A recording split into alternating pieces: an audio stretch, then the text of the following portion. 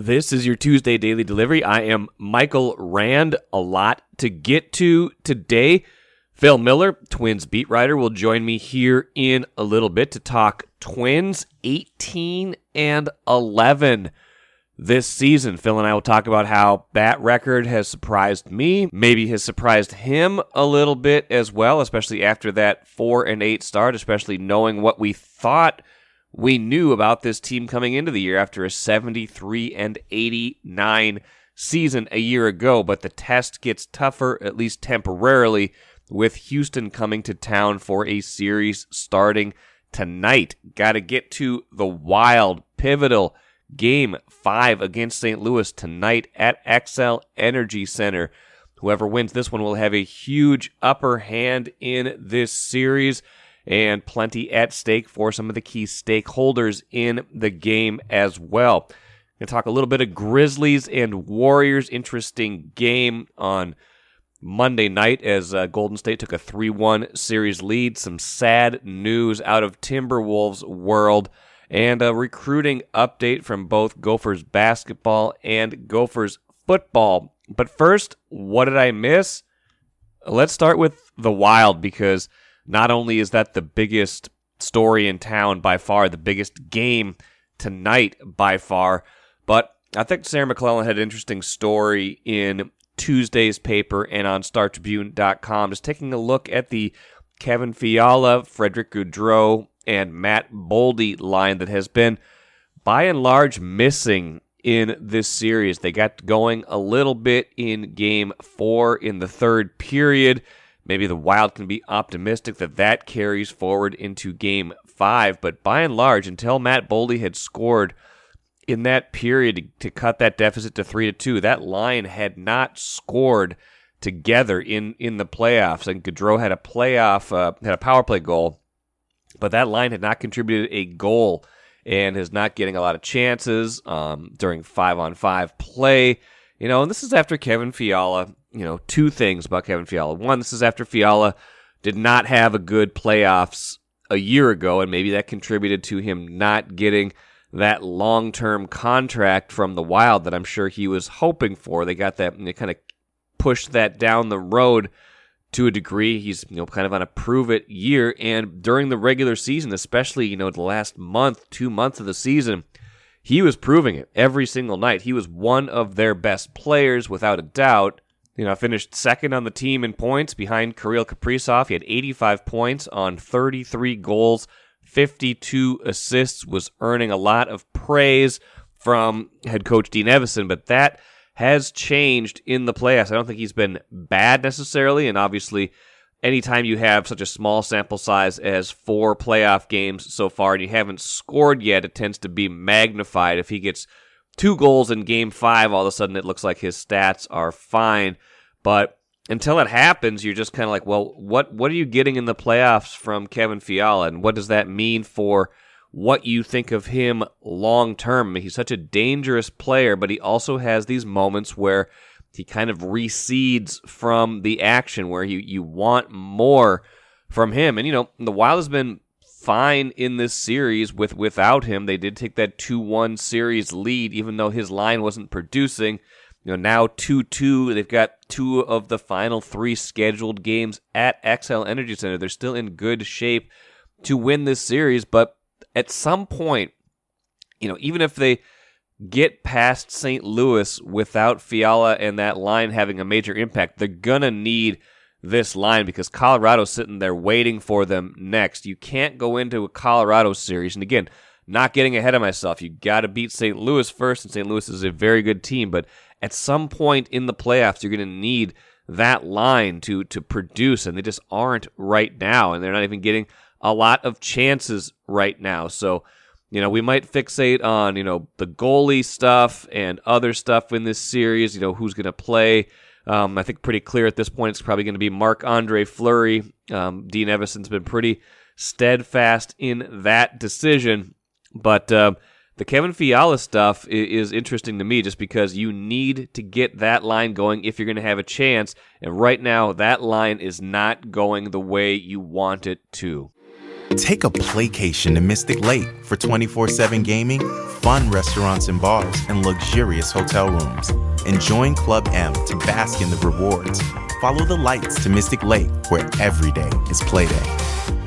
I'm very happy to be joined on Daily Delivery today by Phil Miller, one of our Twins beat writers at the Star Tribune. Phil, I got to be honest, and I've said this a couple times on the show already, maybe not to you. I didn't think this team was going to be very good this year. I certainly didn't think the Twins were going to be very good when they started 4-8, and I am shocked that they have gone 14-3 in their last 17 games to be in first place in the AL Central, 18-11 heading into this series with Houston, a step up in competition, at least temporarily, like we talked about before we started recording. Aside from a little bit of everything and being good in close games, which I'll mention here in a minute, how did 14-3 happen? Mike, you didn't foresee a team that opened training camp with two legitimate starting pitchers, having perhaps the most dependable rotation in the league, even as four members of it have now gotten hurt. We didn't see this coming. I thought their lineup would be really good. I thought that they would be one of the best hitting teams in the league, but I thought they'd lose a lot of 9-7 games, and it seems like every day now it's 1-0 and 3-2. Yesterday 4-3, and not only are they playing games we didn't expect, but they're winning them. The pitching has been startlingly good, and just on a daily basis, you can barely think, especially during these last 3 weeks, you can barely think of a starter that hasn't been really good outside of Dylan Bundy. And they don't have to stick with him very long if he doesn't turn it around, because Josh Winders has had 2 starts and has yet to give up an earned run. It's pitching, and we didn't see it coming. I was going to ask you about Josh Winder, because we've been very focused on Joe Ryan, and for good reason. He's pitched very well for them so far this year too. A lot of strikeouts, not a lot of hits, putting together some good outings. But yeah, my goodness, what Winder, both of his starts with a 6 innings, no earned runs in both of them, and narrow wins in each case. Yeah. He came to camp. I think they had a lot of faith in him, and he came to camp as the long reliever, as they intended to do that. And what I think has really been noticeable, in addition to the other pitchers going down and giving him opportunities, is how they learned from their experience last year with Randy Dobnak. They brought him to camp and kind of gave him the same thing. You're the 5th, 6th, 7th starter. You're going to come along, you're going to get long relief roles, and make a spot start here and there, because they like to give their pitchers extra time off, especially early in the year. And then Dobnak didn't pitch. He sat around and only had just a handful of innings in April. And by the time they actually needed him, he was a mess. He hadn't pitched. He wasn't ready, and it kind of blew up his season. And the Twins have to hope not his career.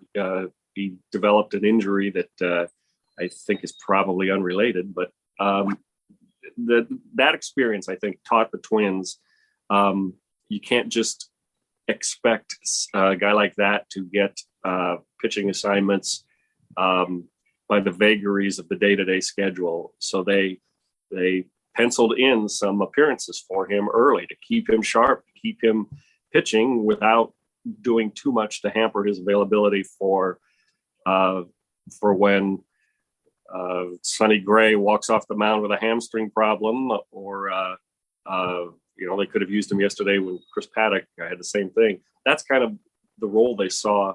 They gave him more work when they needed fill-in starter. He was ready, and he has really lived up to his billing. He was always considered the most advanced pitching prospect in the system, him and Yohan Duran, but he's really lived up to that billing now. Now, we've been waiting for a while. I mean, Derek Falvey, when he was hired 5 years ago, came in with reputation of being kind of a pitching fixer to a certain degree. And, there's not like they haven't had any pitching, but it had been a while really since they had developed someone, aside from Jose Barrios, who, probably was already here when those guys got here. Now with what we're seeing from Joe Ryan, obviously that's a trade, but they've kind of done some things with him. What you're seeing with Josh Winder, what you've seen with Bailey Ober before he got hurt, what you've seen from Joan Duran in the bullpen, is that evidence of this kind of arriving, or are we still kind of wait and see on kind of how good the pitching really is and how much they've developed it at this point? Well, you never can tell. The last jump is the biggest, and you can't be too certain. But I will say that all signs are great, and the great bulk of that pitching has not yet arrived. I mean, Duran and Winder are the first part of the first wave, but they feel really good about Milazovic in the system. They've got a couple of guys at Wichita that they think will be ready by next year. Cole Sands is kind of the designated up and down guy this year, but he'll probably have a bigger role. And Bailey Ober is a Twins in-house prospect, so they have done a pretty good job so far of bringing up the first wave. It takes so long to draft and then develop pitchers, and I think we're starting to see the results of that. I know there is a lot of optimism that, just as homegrown as their lineup is right now, that the pitching staff will look similar to that in about 2 years. Well, that'd be pretty impressive if it was, because the guys in it so far are awfully impressive right now. I don't know where they rank in starter ERA, but it's got to be still, top 5. And what was even more surprising to me is just parsing the numbers earlier on Monday. I believe there's 6 in the majors in bullpen ERA now. And a lot of that's, kind of piece by piece, but, again, they traded their best, most reliable relief pitcher essentially the day before the season started, Taylor Rogers, and he's been fantastic for the Padres so far this year. I don't know if he's even given up a run yet this year. I don't think he has. He's got something like 11 saves right now, but the guys they do have in here, and, it's been a little bit of Cody Stashak here. Duffy's pitched better. Duran, of course. And then our guy, Emilio Pagan, who's given up like 8,000 base runners, but only like 2 runs in every save situation. He's had 2 save situations this year where he has loaded the bases and gone to a 3-2 count with a 1-run lead before getting a strikeout to end the game. So about as close as you can get to, tipping the scales and giving up at least the tying run. But he has, been effective enough, at least in keeping runs out of, runs from scoring. He's an adventure. How do you describe the bullpen so far? I think Pagan is just an effort to increase Valley Sports Network's ratings. I think players stick around to the end. It has, for one thing, the starters ERA, by the way, is second in the American League, tied with Houston, who comes to town next. So we'll see how long they can keep that up. But the bullpen. The bullpen, you would say, is the remarkable story of the season if it hadn't been for the pitching rotation. And I will say that one caveat: offense is down all over the league. It's pretty clear that something is up with the conditions of the game. There's April weather, and so offense is always down early. And maybe the humidors that are now in every ballpark are having an effect. But even relative to the rest of the league, the Twins are among the best. So there is some real improvement there. In talking to the relievers this weekend, Tyler Duffy was saying that you can just feel the confidence in the bullpen now, that one guy's success leads to the next guy being ready. I think the addition of Joe Smith a veteran who has seen it all in 17 years, who's pitched more games than all but about 40 players in Major League history. I think he has a big effect. He has a very lighthearted, we're all in this together kind of attitude, and then very businesslike when it comes down to pitching. I think the young guys have kind of flocked to them and seen that, you're not going to be perfect, but you don't have to be. That you don't want to take it to the extremes like Pagan, but the philosophy of strike throwing and not getting too uptight about one mistake here and there is paying off. But yeah, I can't say we saw this coming either. I honestly thought Taylor Rogers was going to have this year for the Twins. Right, and that's the that's the stunning part. They did get Pagan back for him. They got Paddock, so it's not like it was a net net loss necessarily. But it is interesting just to see how that has all kind of shaken out. Now, this 14-3 run, they've 7-0 in 1-run games. I think 5 of those were either 2-1 or 1-0. Now, first off, like you said, scoring across baseball is down. Do you like this kind of baseball that's being played right now? The probably a little bit quicker to a certain degree and a little bit crisper at times, but not a lot of offense necessarily. Yeah, and I can't say that it's been really crisp. I will say this as an aside. I went to the Saints game on Thursday night because I was not on the trip to Baltimore, and they're using the pitch clock in AAA, and it was really noticeable how much quicker the game moves along. You don't even notice the pitch clock; they just play faster. So I was unsure about that, but I'm much more of a proponent now, having witnessed it. But back to the major leagues, I don't mind this brand of baseball, but I do think back to the 2019 season when the Twins set the home run record, and how there was an air of don't turn your head because something's about to happen, and now there is more an air of you can go run errands for an inning or two, and you're probably not going to miss much. One thing it does do, it makes your scoring chances much more valuable and much more important. And so when you have runners on base, you can feel the tension rise a little bit, I think, more than you have in the past. But there's too many strikeouts. I think the brand of baseball, I think MLB understands that they have a problem with the way the game is now. They need to find a middle ground between the all-out scoring 3 years ago and the lack of scoring now. But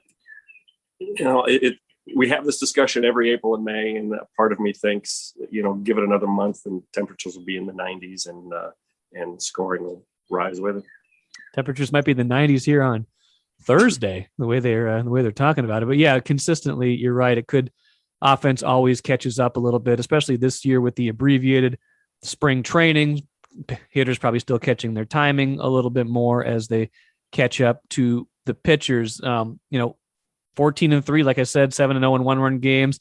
The pitching has been great. What of this feels sustainable or close to sustainable, and what of this feels like it's due for a significant regression or correction as time goes on? Well, I feel I think that the starting pitching is going to be maybe not the second best in the league all season, but I think they have some depth behind it now. I think they're planning to add to it as the season goes on. I don't think that they will stick with a Jay Happ or a Matt Shoemaker like they did last year. I think there's good reason to believe that what have they gotten 10 innings out of Sonny Gray so far this year? I mean, right. He's the guy that they traded for to head up the staff, and one thing about being around Sonny Gray, he's very, very competitive, and it is, you can tell it's driving him crazy that he's not, that he hasn't been a bigger part of this. So I think there's reason to believe that they've got a lot more coming from him. I think Chris Archer, I'll be interested to see it. I believe Chris Archer faces Justin Verlander Wednesday night. That will be an interesting game. But I wouldn't say Archer has established his level yet, but all signs are pretty good. And then I thought in spring training that Bailey Ober was going to be the most valuable pitcher on this team. He got sidetracked by a minor injury, but I think the best is yet to come from him. I think the pitching is sustainable. It's worth noting that that this hot streak might be sustainable just given the schedule that's coming up. The Astros are a good test this week, and then the Guardians come in for the weekend. Then they go to Oakland to play a team that we saw is really hurting without after having traded away most of their offense. And then it's Kansas City and Detroit, and Kansas City and Detroit for 2 solid weeks. And there's a chance the Twins could move to the top of the division. Well, they're at the top of the division, but there's some space between them and the division by the end of this month. I see the White Sox have been playing better lately. I think they'd won 6 in a row through Sunday, so maybe not going to run away with it. But you're right, this division is not great. It's kind of settling in as it has in a lot of previous years, with Kansas City and Detroit on the bottom, Cleveland and Chicago, being reasonably good, but the Twins also being reasonably good and having every bit of a chance to win the AL Central. Last thought for you, Phil, any update on Carlos Correa, Byron Buxton? I mean, they've had a lot of minor to major injuries already, especially to the lineup when you talk about those two guys, Kirilloff, Sano, now Larnach on the injured list. I probably am forgetting one or two even. They've been able to kind of get past it with the pitching, but they can't have Buxton and Correa out for too long. No, they can't. And Byron Buxton sounded pretty confident that he'll be in the lineup tomorrow, or I guess today when this is out. I don't think that his injury is a nagging thing that is the kind of thing that drives Twins fans crazy, because Rocco will give him a day off once a week just to keep the nagging stuff from becoming too big a problem. Carlos Correa, I don't think he'll play this week. I would not be surprised if he winds up on the injured list dated back to when he got hit last Thursday. He's already missed. Today will be 4 or 5 days anyway. Yeah. So it would really only cost him another week. He said he can't grip a bat yet. He hasn't been able to throw. The finger is still hurts when he uses it. So he's very optimistic that he'll be back soon, and mostly in the context of he thought he was going to be out for 10 weeks a couple of days ago. So 1 week isn't bad. Maybe I'm wrong. Maybe he'll be back by the weekend. I don't think he'll play against his old teammates this week. And I suspect that we will hear soon that they'll put him on the injured list. And one problem the Twins do have is that they don't have any position players healthy enough to on the 40-man roster to call up. So that's something they're wrestling with as well, because injuries have been nuts again early this year. Well, we'll see. We got to look at Royce Lewis. We're getting a look at Jose Miranda. He's, they've both done some things. So, I guess not the upside of injuries, but when opportunities are created, you start to see the next wave and guys they're going to have to depend on in, 2023 and beyond, right? Yeah, it's exciting that I don't think anyone believes Royce Lewis is going to stay up permanently like he had vowed that when he was ready. This is an early call-up for him, but it's a good chance to see what he can do and give him a taste of it. And so far, he does not look overmatched. He does not look overwhelmed.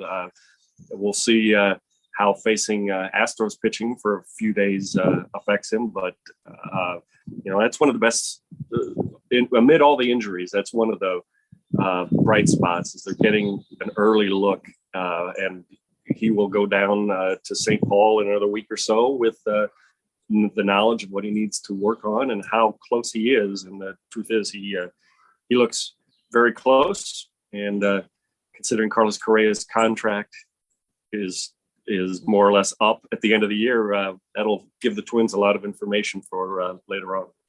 Well, good stuff, Phil. Good catching up with you. Enjoy covering this first place team, like we all saw coming 2.5 weeks ago. Yep. I haven't done the playoff preview yet. I'm not sure who they would play in the first round, but we'll get to that soon enough. Yeah, get to the parade route right after that. Thanks, Phil. Thanks, Mike. It was good catching up with Phil Miller. Twins had a chance to kind of, recede into the kind of the background here of the season when they started so poorly, and you had the Timberwolves in the playoffs at that time. Now you have the Wild in the playoffs. It kind of seemed like maybe they were going to be nice cover for a tough start to this team, and now they're making us take notice. They are making us pay attention to them and just how they're playing right now. It looks like tonight should be a very nice night for baseball. I'll be interested to see what the crowds look like this weekend or this week for Houston, which still it's a midweek series, but it is a better opponent at least. See if they can get some better crowds here because those crowds have not been great right now. Let's finish with a couple of different thoughts. First, a sad one. Adreian Payne, former Timberwolves player, dead, age 31, a gunshot wound down in Florida. And, he was with the Wolves for parts of 3 seasons, just 31 years old. I just remember him playing, remember watching him play. He was, first round pick. Wolves traded for him. I think the late Flip Saunders was a big Adreian Payne supporter. It never quite worked out here, but anytime something like this ends in tragedy, age 31, it just makes you pause and think about the precariousness of life. Let's talk a little bit more NBA. Grizzlies and Warriors. Warriors take a 3-1 series lead. Memphis blows a double-digit fourth quarter lead in that game. No Ja Morant. Memphis was, on their way to maybe evening that series, but they cannot. And here's my thought about that. Kind of feels like Memphis is the team that people in Minnesota should be rooting for, right? It's a smaller market team. They've got Tyus Jones on the team. Golden State has fleeced the Wolves over the years. They took Steph Curry. They maybe got the better of the D'Angelo Russell, Andrew Wiggins trade with that extra draft pick. Every step of the way, it feels like the Warriors have had the Wolves' number. It feels like the Warriors are absolutely the last team you would want to see win a series. But playoffs are a funny thing. There was a little bit of glee, I think, in watching Memphis squander that lead and maybe get bounced here soon from the playoffs. I don't know why necessarily that would be. I mean, like I said, practically speaking, Memphis seems like a team you would want to root for, but there was a small part of the rooting public, and I think I had a feeling of that myself, that was happy to see them lose that game on Monday night. Let's finish with the cooler. Gophers men's basketball picks up another recruit. Might be their last one right now. You saw the Denzel clip on Twitter from head coach Ben Johnson. They got Dartmouth graduate transfer Taurus Samuels, a guy that should provide some backcourt depth. 6'1", senior, averaged 9.4 points with Dartmouth last season.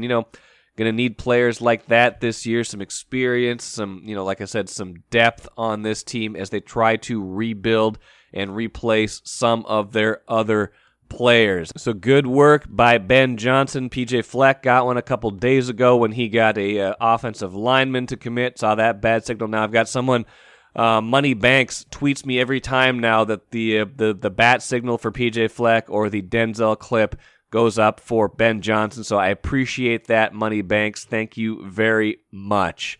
That will do it for today. Hope you enjoyed today's show. Going to be going deep on the Wild on Wednesday's show. So get ready for that huge Game 5 tonight. Be back at it again on Wednesday.